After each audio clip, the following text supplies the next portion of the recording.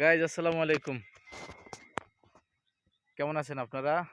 এই যে দেখেন, আমি আর আমাদের ডাক্তার জহির ভাই আমরা একটু নিরিবিলি একটা জায়গায় আসছি।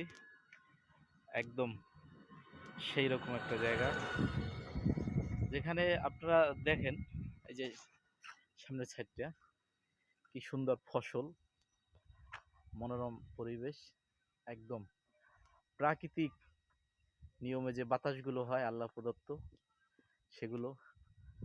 এই যে হালকা হালকা গাছের পাতা লড়ছে, যেটাকে বলা হয় একদম হিমেল হাওয়া।